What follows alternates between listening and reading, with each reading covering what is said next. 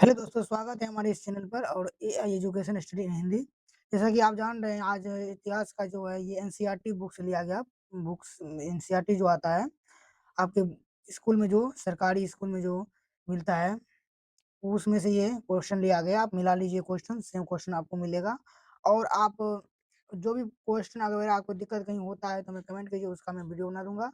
जैसे आज हिस्ट्री के फर्स्ट चैप्टर यानी कि यूरोप में राष्ट्रवाद का जो है ऑब्जेक्टिव, सब्जेक्टिव जो जितना तक हो सकता है इस वीडियो में कवर करेंगे। मैंने पीडीएफ अलग से तैयार कराया है। शुरू करते हैं बिना किसी बकवास का। तो सबसे पहले देखिए, यहाँ पे दिया गया है प्रस्तुति प्रश्न, वस्तुनिष्ठ प्रश्न यानी कि ऑब्जेक्टिव दिया गया है। ऑब्जेक्टिव में आपको ज़्यादा कुछ है नहीं। ऑब्जेक्टिव प्रश्न का सबसे पहला जो है क्या है, इटली एवं जर्मनी वर्तमान में किस महादेश के अंतर्गत आते हैं? ये किस अंतर्गत में आते हैं आपको बताना है। तो इटली जो है और जर्मनी वर्तमान में किस महाद्वीप में या महादेश में है?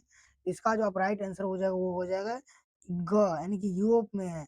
आप अगर मैप देखिएगा तो यूरोप में आपको इटली मिलेगा और जर्मनी मिलेगा। अगला प्रश्न देखिए क्या है 2 नंबर में, फ्रांस में किस वंश की पुनः स्थापना वियना कांग्रेस द्वारा की गई थी? फ्रांस में किस वंश की स्थापना वियना कांग्रेस द्वारा की गई थी? वो है बुर्बो वंश। बुर्बो वंश यानी कि लुई सोलमा के बारे में आप पढ़े होंगे, उसमें दिया गया है बुर्बो वंश का, वो था लुई सोलमा। उसका राइट आंसर हो जाएगा बुर्बो वंश। फ्रांस में किस शासन वंश की स्थापना वियना कांग्रेस द्वारा की गई? तो वो आपका आंसर हो जाएगा बुर्बो वंश। अगला प्रश्न देखिए क्या है। अगला प्रश्न, मेजनी का संबंध किस संगठन था? मेजनी का जो संबंध है वो था कार्बोनारी संगठन। तो ये जो प्रश्न है कार्बोनारी, ये बहुत बार आया है हमारे एग्जाम में, इसको आप रट लीजिए वही अच्छा रहेगा, बहुत ज्यादा बार आया है। अगला प्रश्न देखिए 4 नंबर में दिया गया है। 4 नंबर में है, इटली एवं जर्मनी के एकीकरण विद विरोध निम्न में कौन था? इटली और जर्मनी के एकीकरण जो हो रहा था, उसमें इसका विरोध निम्न में कौन-सा देश था? तो इसका जो राइट आंसर वो हो जाएगा ग, ऑस्ट्रिया। ऑस्ट्रिया जो था वो इटली का जो है एकीकरण में इटली और जर्मनी एकीकरण में सबसे बड़ा बाधा था। आप सब्जेक्टिव में भी देखे होंगे कहीं। तो अगला प्रश्न देखिए क्या है 5 नंबर, काउंट काबूल को विक्टर मैनुअल ने किस पद पर नियुक्त किया था? काउंट काबूल को विक्टर मैनुअल ने किस पद पर नियुक्त किया था? उसका जो राइट आंसर हो जाएगा वो प्रधानमंत्री, ग, प्रधानमंत्री के रूप में उसे नियुक्त किया था।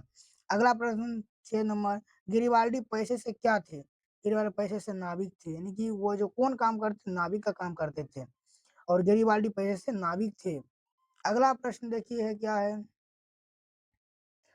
तो अगला प्रश्न है, जर्मन राष्ट्र राज्य का निर्माण किसने किया था? जर्मन राज्य का जो निर्माण किसने किया था? वो आपका जो राइट आंसर वो नेपोलियन बोनापार्ट। नेपोलियन बोनापार्ट बहुत अच्छे ही एक तरह से वंश, मतलब एक तरह से अच्छे ही राजा थे, बहुत अच्छे राजा थे। वो अपने काल में बहुत अलग प्रकार का उसका एक तरह से एक मानव में जो एक क्रूर आता है, हमसे अच्छा कोई नहीं, उस टाइप से उसको होने लगा। इसी कारण उसको हार मानना पड़ा।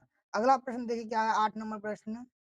8 नंबर ऑब्जेक्टिव इधर छूट गया है, तो अगला पेज में क्या है, जालवेरिन की एक संस्था थी। जालवेरिन एक संस्था थी, किसी संस्था थी? अगर आप पढ़े होंगे अच्छे से हिस्ट्री तो उसमें लिखा होता है व्यापारी की संस्था जालवेरिन थी। इसका राइट आंसर हो जाएगा ख 8 का। अगला प्रश्न, रक्त एवं लौ की नीति का अवलगन किसने किया था? अवलगन किसने किया था? रक्त एवं लौ की नीति। तो रक्त एवं लौ की नीति अवलंबन किसने किया था? तो वो आपका राइट आंसर हो जाएगा 9 का, वो है बिस्मार्क। बिस्मार्क जो था वो रक्त एवं लौ की नीति का अवलंबन किया था। अगला प्रश्न देखिए क्या, अगला प्रश्न है कि क्या है, फ्रैंकफर्ट की संधि। फ्रैंकफर्ट की संधि कब हुआ था? फ्रैंकफर्ट की संधि जो है वो 1871 में हुआ था। आपको इससे पहले जो वियना की संधि 1815 में हुआ था, आपको पता होगा। और जर्मनी का एकीकरण, जर्मनी का एकीकरण शायद वो भी 1871 में ही हुआ था। ये सभी क्वेश्चन बहुत इंपॉर्टेंट डाटा वाला क्वेश्चन है, इसे याद कर लीजिएगा। 11 नंबर प्रश्न अगला देख रहे हैं, यूरोप वासियों के लिए किस देश का साहित्य एवं ज्ञान विज्ञान प्रेरणा स्रोत रहा? वो था आपको यूनान। यूनान में थे ना बहुत ज्यादा पढ़े लिखे लोग, उसके साहित्य ज्ञान विज्ञान पढ़े लिखे लोग थे। अगला प्रश्न देखिए 12 नंबर में क्या है। 12 नंबर पर 1829 ईस्वी की एड्रियानोपोल की संधि किस देश के साथ, एड्रियानोपोल की संधि किस देश के साथ हुई थी? तो 12 का राइट आंसर हो जाएगा यूनान। यूनान के साथ एड्रियानोपोल की संधि जो हुई थी वो हुई थी यूनान के साथ। अगला फिल इन द ब्लैंक्स में आपको भरना है, फिल इन द ब्लैंक्स में भरना है, तो इसको खोज खोज के भरना होगा। इससे अच्छा हम आपको बता देते हैं जो आप याद कर लीजिएगा। और ये होमवर्क आपको मिला होगा, इसको बना लीजिएगा, बहुत इंपॉर्टेंट है, ये क्वेश्चन आते हैं। और शुरू करते हैं। तो ये देखिए पहला नंबर में क्या है, डैश के युद्ध में एक ही महाशक्ति के पतन पर दूसरी यूरोपीय महाशक्ति जर्मन का जन्म हुआ था। डैश के पतन में, तो सेडान के पतन में, आप यहाँ पे सेडान लिख दीजिएगा, सेडान, सेडान लिख दीजिएगा, fill in the blanks। अगला प्रश्न देखिए क्या है, सेडोवा का युद्ध डैश और डैश के बीच हुआ था। फ्रांस और फ्रांस और पर्शिया के बीच हुआ था।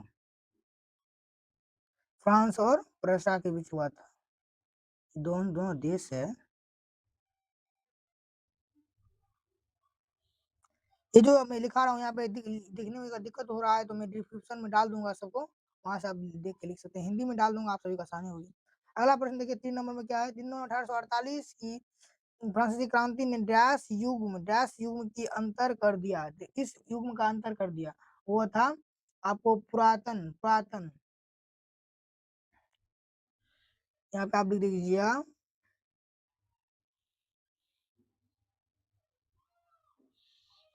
पुरातन काल, पुरातन युग की अंत कर दिया।